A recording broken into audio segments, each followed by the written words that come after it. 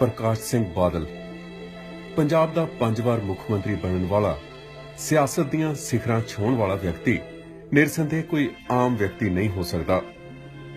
ਬਾਦਲ ਪਿੰਡ ਦੀ ਸਰਪੰਚੀ ਤੋਂ ਸਿਆਸਤ 'ਚ ਪੈਰ ਰੱਖਣ ਵਾਲੇ ਬਾਦਲ ਨੇ ਕਾਂਗਰਸ ਦੀ ਟਿਕਟ ਤੇ 1957 'ਚ ਚੋਣ ਲੜੀ ਤੇ ਪਹਿਲੀ ਵਾਰ ਐਮਐਲਏ ਬਣਿਆ। 1970 'ਚ ਪਹਿਲੀ ਵਾਰ ਜਨ ਸੰਘ ਦੀ ਮਦਦ ਦੇ ਨਾਲ ਪੰਜਾਬ ਦਾ ਮੁੱਖ ਮੰਤਰੀ ਬਣਿਆ। ਫਿਰ ਉਹ 1977, 1997, 2007 ਅਤੇ 2012 'ਚ ਮੁੱਖ ਮੰਤਰੀ ਬਣਿਆ। ਪ੍ਰਕਾਸ਼ ਸਿੰਘ ਬਾਦਲ ਦਾ ਨਾਮ ਰਾਜਨੀਤੀ ਵਿੱਚ ਕਾਫੀ ਅਹਿਮੀਅਤ ਰੱਖਦਾ ਹੈ। 1984 ਤੋਂ ਬਾਅਦ ਪ੍ਰਕਾਸ਼ ਸਿੰਘ ਬਾਦਲ 3 ਵਾਰ ਮੁੱਖ ਮੰਤਰੀ ਬਣਿਆ। 2007 ਤੋਂ 2017 ਤੱਕ 10 ਸਾਲ ਦੇ ਸਮੇਂ ਲਈ ਲਗਾਤਾਰ 2 ਵਾਰ। ਬਾਦਲ ਦਾ 1970 ਅਤੇ 1977 'ਚ ਦੋਵੇਂ ਵਾਰ ਮੁੱਖ ਮੰਤਰੀ ਬਣਨਾ ਸ਼੍ਰੋਮਣੀ ਅਕਾਲੀ ਦਲ, ਸ਼੍ਰੋਮਣੀ ਗੁਰਦੁਆਰਾ ਪ੍ਰਬੰਧਕ ਕਮੇਟੀ ਅਤੇ ਸਮੁੱਚੀ ਸਿੱਖ ਲੀਡਰਸ਼ਿਪ ਦੀ ਸਹਿਮਤੀ ਨਾਲ ਸੰਭਵ ਹੋਇਆ ਸੀ। ਹਰਚੰਦ ਸਿੰਘ ਲੌਂਗੋਵਾਲ, ਸੁਰਜੀਤ ਸਿੰਘ ਬਰਨਾਲੇ ਅਤੇ ਰਾਜੀਵ ਗਾਂਧੀ ਦਰਮਿਆਨ 1985 'ਚ ਜਿਹੜਾ ਸਿਆਸੀ ਸਮਝੌਤਾ ਹੋਇਆ ਸੀ, ਉਸ ਤੋਂ ਬਾਅਦ ਪੰਜਾਬ ਚੋਣਾਂ 'ਚ ਅਕਾਲੀ ਦਲ ਦੀ ਸਮੁੱਚੀ ਲੀਡਰਸ਼ਿਪ ਨੇ ਬਾਦਲ ਨੂੰ ਹਾਸ਼ੀਏ ਤੇ ਧੱਕ ਦਿੱਤਾ। ਇਸ ਦਾ ਮੁੱਖ ਕਾਰਨ ਇਹ ਵੀ ਸੀ ਕਿ ਅਕਾਲੀ ਦਲ ਦੀ ਲੀਡਰਸ਼ਿਪ ਦੇ ਵਿਚਾਰਧਾਰਕ ਤੌਰ ਤੇ 2 ਧੜੇ ਸਨ। ਹਰਚੰਦ ਸਿੰਘ ਲੌਂਗੋਵਾਲ ਤੇ ਸੁਰਜੀਤ ਸਿੰਘ ਬਰਨਾਲਾ ਕਾਂਗਰਸ ਨੂੰ ਆਪਣਾ ਪੀਰ ਮੰਨਦੇ ਸਨ, ਜਦਕਿ ਬਾਦਲ ਇਕੱਲਿਆਂ ਤੌਰ ਤੇ ਜਨਸੰਘ ਅਤੇ ਕੱਟੜ ਹਿੰਦੂ ਜਮਾਤਾਂ ਨੂੰ ਨਾਲ ਰਲਾ ਕੇ ਬਣੀ ਭਾਰਤੀ ਜਨਤਾ ਪਾਰਟੀ ਨੂੰ ਪਤੀ ਪਤਨੀ ਰੂਪੀ ਰਿਸ਼ਤੇ 'ਚ ਆਪਣਾ ਪਤੀ ਪਰਮੇਸ਼ਰ ਮੰਨਦਾ ਸੀ। ਇਸ ਦੇ ਨਾਲ ਹੀ ਬਾਦਲ ਬਰਨਾਲੇ ਨੂੰ ਆਪਣਾ ਵੱਡਾ ਵਿਰੋਧੀ ਇਸ ਲਈ ਵੀ ਮੰਨਦਾ ਸੀ ਕਿਉਂਕਿ 1979 'ਚ ਜਦੋਂ ਪ੍ਰਧਾਨ ਮੰਤਰੀ ਮੁਰਾਰਜੀ ਦੇਸਾਈ ਨੇ ਅਸਤੀਫਾ ਦਿੱਤਾ ਤਾਂ ਕਾਂਗਰਸ ਅਤੇ ਰਾਸ਼ਟਰਪਤੀ ਨੀਲਮ ਸੰਜੀਵਾ ਰੈਡੀ ਵੱਲੋਂ ਬਰਨਾਲਾ ਨੂੰ ਅੰਤਰਮ ਸਰਕਾਰ ਦਾ ਪ੍ਰਧਾਨ ਮੰਤਰੀ ਬਣਾਉਣ ਦਾ ਯਤਨ ਕੀਤਾ ਗਿਆ ਸੀ। ਇਸ ਲਈ ਬਾਦਲ ਨੇ ਬਹੁਤ ਸੋਚ ਸਮਝ ਕੇ ਪੰਜਾਬ ਅਤੇ ਸਿੱਖ ਰਾਜਨੀਤੀ ਨੂੰ ਸ਼ਤਰੰਜ ਵਾਂਗ ਖੇਡਣਾ ਸ਼ੁਰੂ ਕੀਤਾ। ਉਸ ਦੇ ਸਾਹਮਣੇ ਜਿਹੜੀਆਂ ਵੱਡੀਆਂ ਚੁਣੌਤੀਆਂ ਸਨ, ਉਹਨਾਂ 'ਚ ਧਰਮ ਸਭ ਤੋਂ ਪਹਿਲੇ ਨੰਬਰ ਤੇ ਸੀ, ਜਿਸ ਤੇ 2 ਦਹਾਕਿਆਂ ਤੋਂ ਵੀ ਵੱਧ ਸਮੇਂ ਤੋਂ ਗੁਰਚਰਨ ਸਿੰਘ ਟੌੜਾ ਕਾਬਜ਼ ਸੀ। ਦੂਜੀ ਚੁਣੌਤੀ ਸੀ ਅਕਾਲੀ ਸ਼ਬਦ ਤੇ ਕਬਜ਼ਾ ਕਰਨਾ।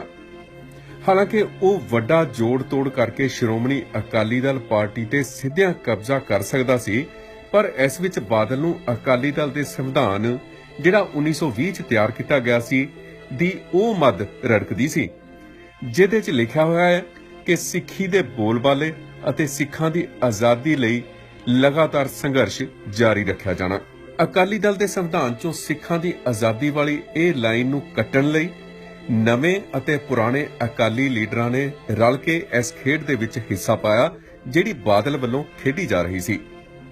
1987 'ਚ ਬਾਦਲ ਨੇ ਅਕਾਲੀ ਦਲ ਨਾਲੋਂ ਅਲੱਗਾ ਹੋ ਕੇ ਆਪਣੀ ਵੱਖਰੀ ਪਾਰਟੀ ਬਣਾ ਲਈ, ਜਿਸ ਦਾ ਨਾਮ ਵੀ ਸ਼੍ਰੋਮਣੀ ਅਕਾਲੀ ਦਲ ਰੱਖਿਆ, ਪਰ ਇਹਦੇ ਨਾਲ ਨਿੱਜੀ ਨਾਮ ਬਾਦਲ ਜੋੜ ਦਿੱਤਾ ਗਿਆ।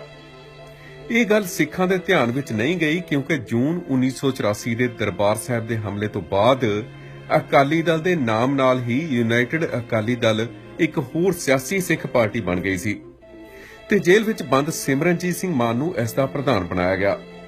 ਜਦੋਂ ਇਹ ਸਾਰਾ ਕੁਝ ਚੱਲ ਰਿਹਾ ਸੀ ਤਾਂ ਉਸ ਵੇਲੇ ਕੌਮੀ ਦਰਦ ਰੱਖਣ ਵਾਲੇ ਲੀਡਰ ਜਾਂ ਸਿੱਖ ਵਿਦਵਾਨਾਂ ਨੇ ਸਿੱਖਾਂ ਨੂੰ ਚੌਕਸ ਨਹੀਂ ਕੀਤਾ ਤੇ ਬਾਦਲ ਨੂੰ ਆਪਣੀ ਮਨਮਰਜ਼ੀ ਕਰਨ ਦਿੱਤੀ। ਹਾਲਾਂਕਿ ਨਵੇਂ ਬਣੇ ਅਕਾਲੀ ਦਲ ਦੇ ਸਾਰੇ ਉਮੀਦਵਾਰਾਂ ਦੀਆਂ 1999 ਦੀਆਂ ਲੋਕ ਸਭਾ ਚੋਣਾਂ 'ਚ ਜ਼ਮਾਨਤਾਂ ਜ਼ਬਤ ਹੋ ਗਈਆਂ ਸਨ, ਪਰ ਵੋਟਾਂ ਦੀ ਗਿਣਤੀ ਦੇ ਇਸ ਭਾਰਤੀ ਸਿਸਟਮ ਦੇ ਸਾਹਮਣੇ ਉਹ ਆਪਣੇ ਝੰਡੇ ਬੁਲੰਦ ਹੁੰਦੇ ਦੇਖ ਰਿਹਾ ਸੀ। 1992 ਦੀਆਂ ਵਿਧਾਨ ਸਭਾ ਚੋਣਾਂ ਦਾ ਅਸਲ ਅਕਾਲੀ ਦਲ ਨੂੰ ਛੱਡ ਕੇ ਸਾਰਿਆਂ ਨੇ ਬਾਈਕਾਟ ਕੀਤਾ ਸੀ, ਜਿਹੜੀਆਂ ਬਰਨਾਲੇ ਨੇ ਤੱਕੜੀ ਦੇ ਚੋਣ ਨਿਸ਼ਾਨ ਤੇ ਲੜੀਆਂ। ਪਰ 1997 'ਚ ਹੋਈਆਂ ਚੋਣਾਂ 'ਚ ਅਸਲ ਅਕਾਲੀ ਦਲ ਦਾ ਚੋਣ ਨਿਸ਼ਾਨ ਤੱਕੜੀ ਬਾਦਲ ਕੋਲ ਕਿਵੇਂ ਆ ਗਿਆ ਤੇ ਇਸ ਤੇ ਸੁਰਜੀਤ ਸਿੰਘ ਬਰਨਾਲਾ ਜਾਂ ਹੋਰ ਸੀਨੀਅਰ ਅਕਾਲੀਆਂ ਨੇ ਵਿਰੋਧ ਕਿਉਂ ਨਹੀਂ ਕੀਤਾ, ਇਹ ਕੋਈ ਹੁਣ ਬੁਝਾਰਤ ਨਹੀਂ ਰਹੀ।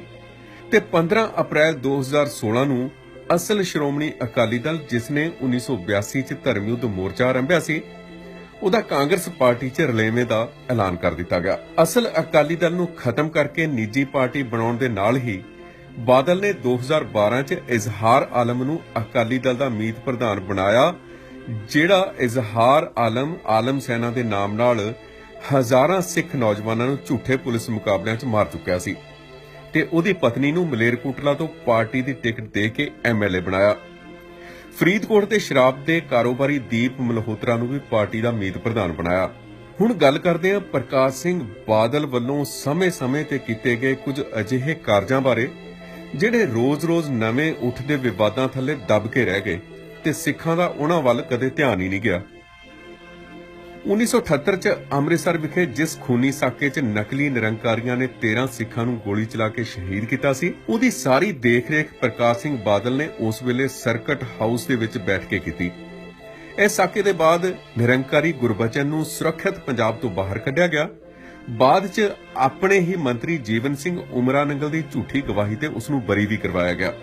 ਮਈ 1984 ਅਤੇ ਜੂਨ 1984 ਦੇ ਪਹਿਲੇ ਹਫ਼ਤੇ ਕੇਂਦਰੀ ਮੰਤਰੀਆਂ ਅਤੇ ਅਧਿਕਾਰੀਆਂ ਨਾਲ ਗੁਪਤ ਮੀਟਿੰਗਾਂ ਕੀਤੀਆਂ।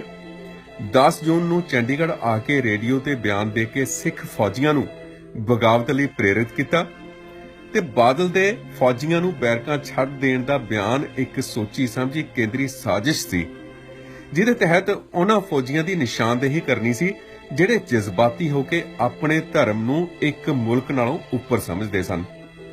ਬਾਦਲ ਦੇ ਇਸ ਬਿਆਨ ਕਾਰਨ ਹਜ਼ਾਰਾਂ ਫੌਜੀਆਂ ਨੇ ਬੈਰਕਾਂ ਛੱਡੀਆਂ ਤੇ ਉਹ ਹੁਣ ਤੱਕ ਸੰਤਾਪ ਦੀ ਜ਼ਿੰਦਗੀ ਭੋਗ ਰਹੇ ਨੇ। 1997 ਦੀਆਂ ਵਿਧਾਨ ਸਭਾ ਚੋਣਾਂ ਤੋਂ ਠੀਕ ਪਹਿਲਾਂ ਬਾਦਲ ਨੇ ਪੰਜਾਬ ਪੁਲਿਸ ਦੇ ਉਹਨਾਂ ਅਫਸਰਾਂ ਦੇ ਨਾਲ ਇੱਕ ਗੁਪਤ ਮੀਟਿੰਗ ਕੀਤੀ ਜਿਹੜੇ ਸਿੱਖ ਨੌਜਵਾਨਾਂ ਨੂੰ ਝੂਠੇ ਪੁਲਿਸ ਮੁਕਾਬਲਿਆਂ 'ਚ ਮਾਰਨ ਦੇ ਮਾਮਲਿਆਂ 'ਚ ਜੇਲ੍ਹ ਜਾਣ ਦੇ ਡਰ ਥੱਲੇ ਜੀਵਨ ਜੀ ਰਹੇ ਸਨ। ਬਾਦਲ ਨੇ ਉਹਨਾਂ ਨੂੰ ਭਰੋਸਾ ਦਿੱਤਾ ਕਿ ਉਹਨਾਂ ਦੇ ਕੇਸਾਂ ਦੀ ਪੈਰਵਾਈ ਪੰਜਾਬ ਸਰਕਾਰ ਆਪਣੇ ਖਰਚੇ ਤੇ ਕਰੇਗੀ ਤੇ ਉਹਨਾਂ ਦੇ ਖਿਲਾਫ ਸਾਰੇ ਕੇਸ ਵਾਪਸ ਲਏ ਜਾਣਗੇ। ਇਹ ਮੀਟਿੰਗ ਜਲੰਧਰ ਦੇ ਪੀਏਪੀ ਕੰਪਲੈਕਸ 'ਚ ਅਜੀਤ ਅਖਬਾਰ ਦੇ ਸੰਪਾਦਕ ਬਰਜਿੰਦਰ ਸਿੰਘ ਹਮਦਰਦ ਦੀ ਮੌਜੂਦਗੀ 'ਚ ਹੋਈ। 1980 ਤੋਂ ਲੈ ਕੇ 1997 ਤੱਕ ਕੁਰਸੀ ਤੋਂ 17 ਸਾਲਾਂ ਦੇ ਲੰਮੇ ਬਨਵਾਸ ਦੌਰਾਨ ਬਾਦਲ ਨੂੰ ਜਿਹੜੇ ਕੰਡੇ ਵਧੇਰੇ ਚੁਭਦੇ ਸਨ, 1997 'ਚ ਸਰਕਾਰ ਬਣਦਿਆਂ ਹੀ ਬਾਦਲ ਨੇ ਉਹ ਕੰਡੇ ਕੱਢਣੇ ਸ਼ੁਰੂ ਕਰ ਦਿੱਤੇ। ਸਭ ਤੋਂ ਪਹਿਲਾਂ ਟਕਸਾਲੀ ਆਗੂ ਕੁਲਦੀਪ ਸਿੰਘ ਵਡਾਲਾ ਦਾ ਪਤਾ ਕੱਟਿਆ ਗਿਆ, ਜਿਹੜਾ ਹਰ ਔਖੇ ਸਮੇਂ ਬਾਦਲ ਦਾ ਸਾਥ ਪਰਛਾਵੇਂ ਵਾਂਗ ਦਿੰਦਾ ਰਿਹਾ। ਇਸ ਤੋਂ ਬਾਅਦ ਵਾਰੀ ਗੁਰਚਰਨ ਸਿੰਘ ਟੌੜਾ ਦੀ ਸੀ। ਟੌੜਾ ਨੂੰ ਖਤਮ ਕਰਨ ਲਈ ਉਸਨੇ ਸ਼੍ਰੋਮਣੀ ਕਮੇਟੀ ਦੇ ਮੈਂਬਰਾਂ ਦੀ ਖੁੱਲੀ ਬੋਲੀ ਲਗਾਈ ਤੇ ਜਗੀਰ ਕੌਰ ਨੂੰ ਅੱਗੇ ਲਿਆਂਦਾ। ਇਸ ਤਰ੍ਹਾਂ ਬਾਦਲ ਨੇ ਇੱਕੋ ਝਟਕੇ 2 ਕੰਡੇ ਕੱਢੇ, ਪਹਿਲਾ ਜਥੇਦਾਰ ਗੁਰਚਰਨ ਸਿੰਘ ਟੌੜਾ ਤੇ ਦੂਜਾ ਅਕਾਲ ਤਖਤ ਦੇ ਉਸ ਵੇਲੇ ਦੇ ਜਥੇਦਾਰ ਭਾਈ ਰਣਜੀਤ ਸਿੰਘ। ਭਾਈ ਰਣਜੀਤ ਸਿੰਘ ਨੂੰ ਇਸ ਕਰਕੇ ਜਥੇਦਾਰੀ ਤੋਂ ਲਾਂਭੇ ਕੀਤਾ ਗਿਆ ਕਿਉਂਕਿ ਉਹਨਾਂ ਨੇ ਬਾਦਲ ਨੂੰ ਸਿੱਖੀ ਦੀਆਂ ਜੜ੍ਹਾਂ ਪੱਟਣ ਲਈ ਹੱਲਾਸ਼ੇਰੀ ਦੇਣ ਵਾਲੇ ਨਕਲੀ ਨਿਰੰਕਾਰੀ ਗੁਰਬਚਨ ਨੂੰ ਕਤਲ ਕੀਤਾ ਸੀ। ਟੌੜਾ ਅਤੇ ਭਾਈ ਰਣਜੀਤ ਸਿੰਘ ਨੂੰ ਚਾਣਕਿਆ ਨੀਤੀ ਰਾਹੀਂ ਸਿੱਖ ਸੰਸਥਾਵਾਂ ਤੋਂ ਲਾਂਭੇ ਕਰਕੇ ਬਾਦਲ ਸਿਰਫ ਪੰਜਾਬ ਦੀ ਰਾਜਨੀਤੀ ਤੇ ਹੀ ਕਾਬਜ਼ ਨਹੀਂ ਹੋਇਆ, ਬਲਕਿ ਸਮੁੱਚੀ ਸਿੱਖ ਰਾਜਨੀਤੀ ਉਸ ਦੀ ਜੇਬ ਵਿੱਚ ਆ ਗਈ। ਬਾਦਲ ਸਾਹਮਣੇ ਅਗਲਾ ਵੱਡਾ ਕਾਰਜ ਸੀ ਪੰਜਾਬ ਅਤੇ ਸਿੱਖਾਂ ਨੂੰ ਮਾਨਸਿਕ ਤੌਰ ਤੇ ਅਪਾਹਜ ਕਰਨ ਲਈ ਡੇਰਿਆਂ ਦੇ ਨਾਲ ਜੋੜਨਾ। ਸਿਰਸੇ ਵਾਲਾ ਗੁਰਮੀਤ ਰਾਮ, ਬਿਹਾਰ ਤੋਂ ਭੱਜ ਕੇ ਆਇਆ ਨੂਰ ਮਹਿਲ ਵਾਲਾ ਆਸ਼ੂਤੋਸ਼, ਜਿਹਦੀ ਲਾਸ਼ ਹੁਣ ਤੱਕ ਫਰਿੱਜ 'ਚ ਪਈ ਹੈ, ਗੁਰੂ ਗ੍ਰੰਥ ਸਾਹਿਬ ਦੀ ਬੇਅਦਬੀ ਕਰਨ ਵਾਲਾ ਪਿਆਰਾ ਭਨਿਆਰਾ, ਆਸਾਰਾਮ, ਰਾਮਦੇਵ ਅਤੇ ਕਈ ਹੋਰ ਬਾਬਿਆਂ ਨੂੰ ਬਾਦਲ ਨੇ ਪੰਜਾਬ 'ਚ ਆਪਣੇ ਆਪਣੇ ਡੇਰੇ ਖੋਲ੍ਹਣ ਲਈ ਹਰੀ ਝੰਡੀ ਦੇ ਦਿੱਤੀ। ਸੰਤ ਜਰਨੈਲ ਸਿੰਘ ਭਿੰਡਰਾਂਵਾਲੇ ਦੇ ਜਿਉਂਦੇ ਜੀ ਉਹ ਕਦੇ ਵੀ ਉਹਨਾਂ ਦੇ ਸਵਾਲਾਂ ਦਾ ਜਵਾਬ ਨਹੀਂ ਦੇ ਸਕਿਆ ਸੀ। ਸ਼ਹਾਦਤ ਦੇ ਬਾਅਦ ਵੀ ਸੰਤ ਭਿੰਡਰਾਂਵਾਲੇ ਬਾਦਲ ਲਈ ਇੱਕ ਵੱਡਾ ਹਊਆ ਬਣੇ ਰਹੇ। ਇਸ ਤੋਂ ਬਚਣ ਲਈ ਉਸਨੇ ਨਵੇਂ ਬਣੇ ਮੁਖੀ ਹਰਨਾਮ ਸਿੰਘ ਧੂਮੇ ਦੀ ਪਿੱਠ ਤੇ ਆਪਣਾ ਹੱਥ ਰੱਖ ਦਿੱਤਾ ਤੇ ਉਸ ਨੂੰ ਸੰਤ ਸਮਾਜ ਦਾ ਆਗੂ ਬਣਾ ਕੇ ਸਿੱਖਾਂ ਦੀ ਧਾਰਮਿਕ ਡੋਰ ਵੀ ਆਪਣੇ ਹੱਥ ਲੈ ਲਈ।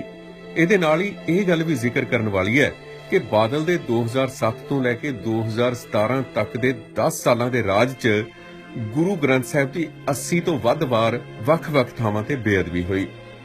ਬਰਗਾੜੀ ਵਿਖੇ ਸ਼ਾਂਤਮਈ ਰੋਸ ਕਰਦੇ ਸਿੱਖਾਂ ਤੇ ਗੋਲੀ ਚਲਾ ਕੇ 2 ਸਿੱਖਾਂ ਨੂੰ ਕਤਲ ਕੀਤਾ ਗਿਆ।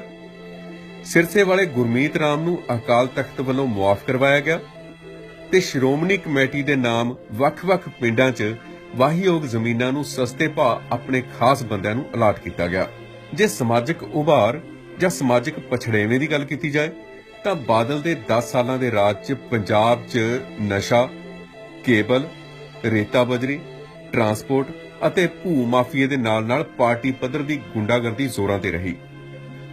ਇਹਨਾਂ ਕਾਰਜਾਂ ਬਾਰੇ ਅਖਬਾਰਾਂ ਜਾਂ ਟੀਵੀ ਤੇ ਖਬਰਾਂ ਚੱਲਦੀਆਂ, ਇਸ ਨੂੰ ਰੋਕਣ ਲਈ ਪੰਜਾਬ ਦੇ ਮੀਡੀਆ ਤੇ ਦਬਦਬਾ ਬਣਾਇਆ ਗਿਆ। ਪੀਟੀਸੀ ਚੈਨਲ ਤੇ 24 ਘੰਟੇ ਸਿਰਫ ਬਾਦਲ ਪਰਿਵਾਰ ਦੀਆਂ ਖਬਰਾਂ ਚੱਲਦੀਆਂ। ਹੁਣ ਗੱਲ ਕਰਦੇ ਹਾਂ ਖਾਲਸੇ ਦੀ ਜਨਮ ਭੂਮੀ ਆਨੰਦਪੁਰ ਸਾਹਿਬ ਦੀ। ਖਾਲਸਾ ਵਿਰਾਸਤ ਮਿਊਜ਼ੀਅਮ ਚੋਂ ਸਿੱਖੀ ਅਤੇ ਖਾਲਸੇ ਦੀ ਸਪਿਰਿਟ ਖਤਮ ਕਰਕੇ ਉਸ ਨੂੰ ਅਖੌਤੀ ਪੰਜਾਬੀ ਸੱਭਿਆਚਾਰ ਦੇ ਆਸ਼ਕਾਂ ਹੀਰ ਰਾਂਝੇ, ਮਿਰਜ਼ਾ ਸਾਹਿਬਾ ਵਗੈਰਾ ਦੇ ਰੰਗ ਦੇਣ ਦੀ ਸਫਲ ਕੋਸ਼ਿਸ਼ ਕੀਤੀ ਗਈ। ਸੋ 5 ਵਾਰ ਮੁੱਖ ਮੰਤਰੀ ਰਹਿਣਾ ਅਤੇ ਪੰਜਾਬ ਤੇ ਸਿੱਖ ਸਿਆਸਤ ਤੇ ਲਗਾਤਾਰ ਦਬਦਬਾ ਬਣਾਈ ਰੱਖਣਾ ਤਾਂ ਇੱਕ ਵੱਡਾ ਕਾਰਜ ਹੈ, ਪਰ ਸਵਾਲ ਇਹ ਉੱਠਦਾ ਹੈ ਕਿ ਕੀ ਉਸਨੇ ਇਹ ਸਭ ਕਾਰਜ ਆਪਣੀ ਮਰਜ਼ੀ ਨਾਲ ਕੀਤੇ ਜਾਂ ਉਸ ਤੋਂ ਕੋਈ ਵੱਡੀ ਤਾਕਤ ਅਜਿਹਾ ਕਰਵਾ ਰਹੀ ਸੀ। ਤੇਜਾ ਸਿੰਘ, ਪਹਾੜਾ ਸਿੰਘ, ਲਾਲ ਸਿੰਘ ਅਤੇ ਡੋਗਰਿਆਂ ਨੂੰ ਉਸ ਵੇਲੇ ਦੇ ਸਿਸਟਮ ਨੇ ਕਈ ਤਰ੍ਹਾਂ ਦੇ ਲਾਲਚ ਦਿੱਤੇ ਹੋਣਗੇ ਜਾਂ ਉਹਨਾਂ ਦੀਆਂ ਆਪਣੀਆਂ ਇੱਛਾਵਾਂ ਵੀ ਹੋਣਗੀਆਂ, ਜਿਸ ਕਾਰਨ ਉਹਨਾਂ ਨੇ ਪੰਜਾਬ ਦਾ ਨੁਕਸਾਨ ਕੀਤਾ। ਕੀ ਸਿੱਖ ਕੌਮ ਬਾਦਲ ਨੂੰ ਵੀ ਡੋਗਰਿਆਂ ਜਾਂ ਤੇਜਾ ਸਿੰਘ, ਲਾਲ ਸਿੰਘ ਵਾਲੇ ਵਰਗ ਵਿੱਚ ਰੱਖੇਗੀ ਜਾਂ ਕੁਝ ਸਾਲਾਂ ਬਾਅਦ ਸਾਰਾ ਕੁਝ ਭੁੱਲ ਜਾਏਗੀ ਅਤੇ ਇਤਿਹਾਸ ਲਿਖਣ ਵਾਲੇ ਬਾਦਲ ਨੂੰ ਸਿੱਖ ਰਾਜਨੀਤੀ ਦਾ ਅਜੇਤੂ ਲੀਡਰ ਅਤੇ ਇੱਕ ਵੱਡਾ ਨਾਇਕ ਕਰਾਰ ਦੇ ਦੇਣਗੇ? ਇਹਨਾਂ ਸਵਾਲਾਂ ਦੇ ਜਵਾਬ ਸਿੱਖਾਂ ਦੀਆਂ ਅਗਲੀਆਂ ਪੀੜ੍ਹੀਆਂ ਨੂੰ ਹੀ ਮਿਲਣਗੇ। ਅੱਜ ਇਹਨਾਂ ਦੇ ਜਵਾਬ ਕਿਸੇ ਕੋਲ ਨਹੀਂ।